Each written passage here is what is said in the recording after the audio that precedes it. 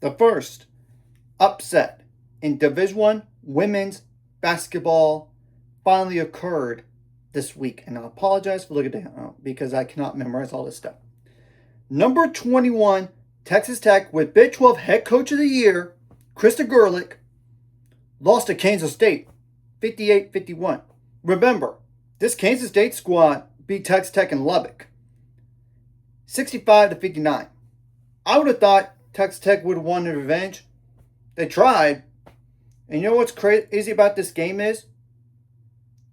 Texas Tech, with 7:43 left in the game, was up 51-37. Kansas State went on a 21-0 run for the rest of the game after they called timeout when they were down 14. So all the credit for them not quitting.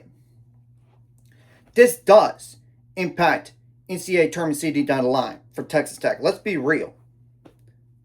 When you look at the latest bracketology, they're a 5 seed. Now, I think they should honestly be worse. Like a 6, maybe even a 7 seed, depending on what else happens around the country. And they have not finished that great recently after the Baylor game, and even the game before the Baylor game, they lost unexpectedly. So point being, they have not played that great down the stretch. Well, I mean, they're 25-7 overall, and this will be their first NCAA tournament since 2013, so congratulations to them. But not the ideal finish to the regular season and exiting early, and you had a bye into this game. Kansas State had to play the night before. They played against Cincinnati. They won 91-66, by the way. They're 17-16 overall, and I do think the only way Kansas State even makes the NCAA tournament is to win their conference tournament. They were 15-16 prior to the Big 12 tournament. So that's just my opinion. Texas Tech was up 34-29 at halftime. Kansas State scored 29 points in the second half, including 21 in the fourth quarter, while Texas Tech scored 17. It also includes only 4 points in the fourth quarter. Yeah, not a great way to finish the game. But there's more to the game than that. That's why I'm definitely going to go over the last minute game. This is besides the stats, of course. So around 52 seconds left, Tess Hill made a layup for Kansas State to give them a 3-point lead, 54-51. Texas Tech get a call timeout. Cindy Love for Texas Tech missed a 3 around 40 seconds left. Danae Fritz got the offensive rebound 37 seconds left, and she tried to do a 4-foot jump shot and missed it, which was blocked by Nastasia Clausens from Kansas State, and Clausens got the defensive board for Kansas State, and Kansas State called a timeout right away. Foul was called on Bailey Maupin. Around 34 seconds left, they have to do the foul game because it's just too risky at that point to let the clock run down. And what if you allow something to have some type of points, and if you don't allow anything, you don't have a lot of time. So they had to do the foul game. And Terrence Sides went to the line, made both free throws to make it 56-51. Bailey Maupin missed a 3 around 24 seconds left, and Tess Hill got the defensive board, and Cindy Love fouled. Tess Hill went to the line for Kansas State and made both free throws to make it 58-51. Texas Tech did call a timeout. Bailey Maupin did turn the ball over around 16 seconds left, and Kansas State just got the ball in and just dribbled out the clock. It's like no use to fouling at that point. It was only the matter of the margin in terms of the loss.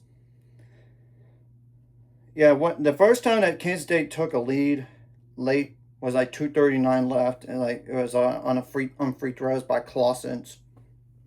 So, just a heads up there. And you know what the Texas Tech was up as many as 14 points. That's tough, to say the least.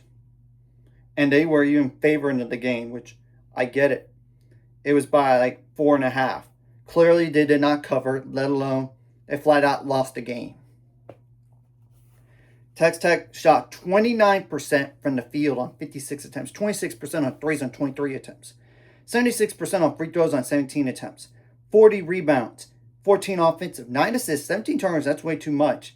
8 steals, 7 blocks, 18 fouls. How many points off the bench? I mean, Sonata Collins did get a double figures, like 14 points, and she's like one of the best six players, as in like a player coming off the bench in terms of the Big 12 for sure. I don't know about nationally, but for sure Big 12. And Jerry Malone had 7 points, and Cindy Love had 2, so 23 points right there. And Sonata Collins was the only double-digit scorer for Texas Tech in this game. Believe it or not. Yeah, you heard me correctly. I mean, Jimena Nunez had 9 points, Bailey Maupin had 8 points, and honestly, Jerry Malone with 7, so that's 3 players with 6 or more. So that's 17 plus 7, that's 24 points. And Jalen Bristow was just slow down in this game. She's like a double-digit scorer. She only had 5. And Bailey Maupin, sure, she got 8 points, but it was like 2 for 15 from the field and 2 for 8 on threes and 2 for 2 on free throws. So they slowed her down pretty good, to say the least. Now, Kansas State had how many bench points? I mean, 19. I mean, Ramaya White with 1. Jordan Spizer with 6. Anaya Foy with 12. 4 double-digit scores. That combined for, I already mentioned Anaya Foy with 12. Tess Hill with 10. Turnsides with 13, though she was inefficient. I mean, 4 for 14 from the field, 1 for 8 on threes, but 4 for 4 on free throws. And then Nastasia Clausen's with 14. She did have 8 boards as well. So, okay, it's 26, 10, that's 36, plus 13, that's 49 points. And Jordan Spizer with 6 points.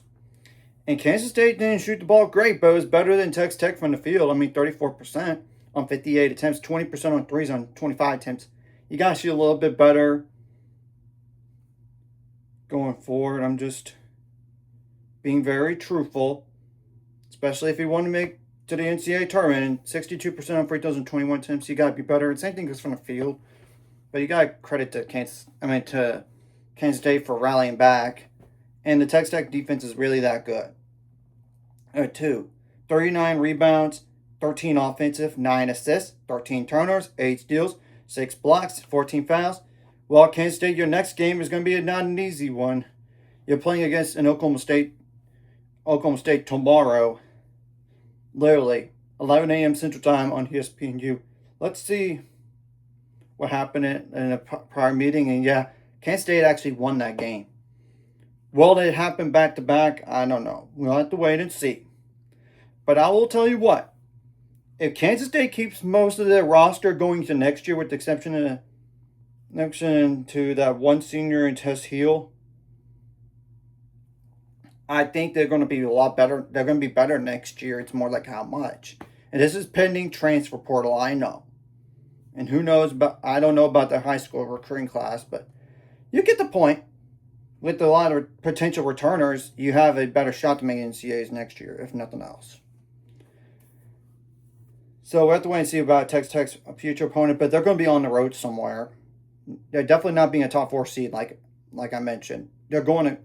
I don't think you're going to even be a 5 seed possibly now, because of this loss. And you lost to Kansas State twice now. You even lost to Kansas. You lost to Colorado. Cars and both of those teams are fighting for NCAA tournament lives.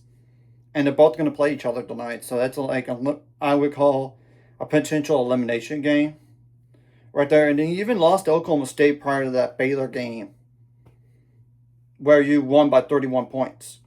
So 1, 2, 3, 4. Yeah, last 2, 3, 4, 5, 6 games. You lost like 4 of those. And that's the Arizona State game at home. And Arizona State's like they're fighting for the NCAA tournament lives.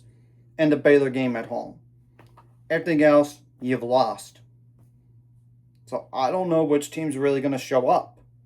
Yeah, they beat Baylor. And they also beat TCU. But they have lost to teams that they shouldn't. I mean, like they So Kansas State twice now. The Oklahoma State loss is not a bad loss per se because they're an NCAA tournament team. Kansas loss is a little bit questionable. Colorado, they're fighting for the NCAA tournament. So maybe if you want to classify as a bad loss, go right ahead. But you get the whole picture.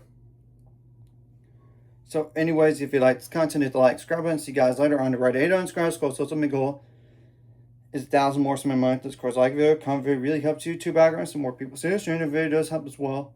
Some more people could watch. And if you're watching and not subscribe, hit subscribe button. It's free notification bell as well. And when you look at Texas Tech's roster, they're going to have to be in rebuild mode